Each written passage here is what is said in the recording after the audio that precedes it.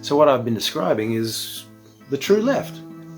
But at the same time, on shallower levels of consciousness perhaps, but closer to our level of reality where we actually operate, the true right stands for a different truth.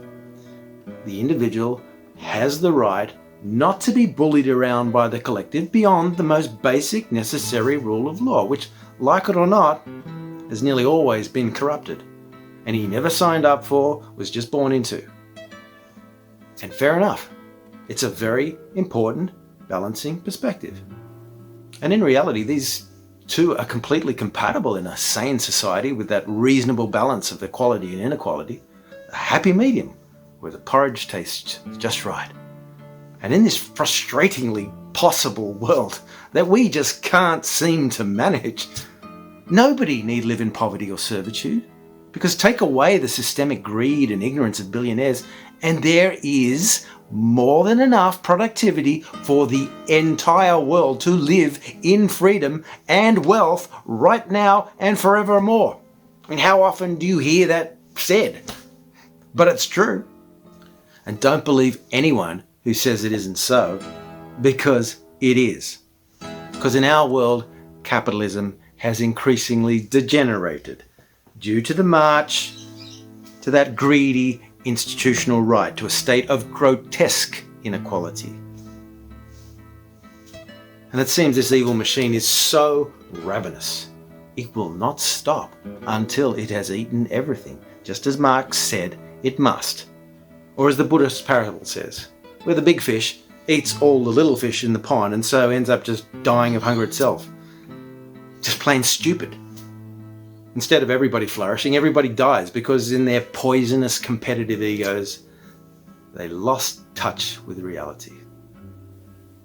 You see, there's unfortunately a huge difference between the true left and right and what they turn into in this world, what I was calling before the institutional or fake left and right. This includes most political parties when filtered through competing institutional leaders' ambitions and supposedly necessary pragmatism, which most of the time is shorthand for just refusal to believe in and act on what is right. So what I'm saying is that both sides of the spectrum have this other spectrum, a vertical spectrum if you will, with both a true and a fake dimension. And to understand what's going on in this pandemic and in the world in general, you have to understand what they are. Now, the fake left makes it all about control, bureaucracy.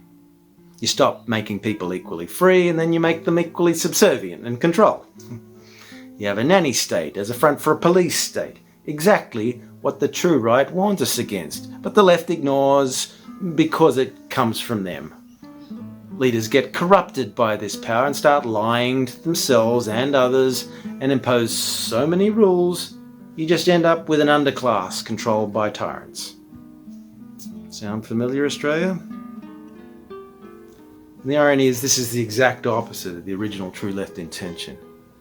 It's what happened in Russia and gave communism a bad name. Well, the Americans had their hand too, but anyway.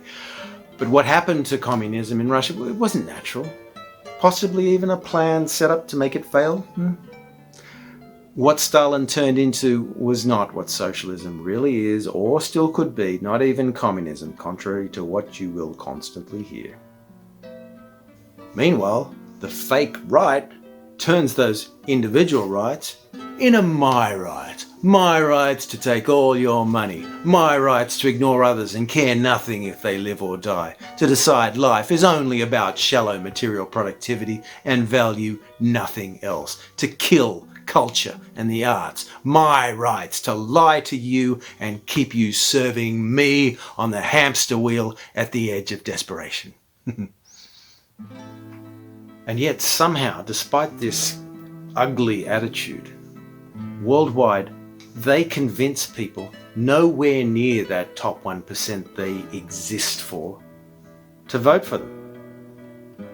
Their whole philosophy comes from the corruption of the ego at its base and is the satanic opposite of any real spirituality. For all this talk of everybody pointing fingers about who's satanic and who isn't, left, right, what do you call the left, what you call the right? And whether you realize it or not, this life is a spiritual life. This ultimately selfish institutional right invented lying and political doublethink and dragged politics down to the gutter. They're not so much great businessmen, money managers, or politicians as they would have you believe, as great con men and diabolical salesmen. The middle management for the big guys.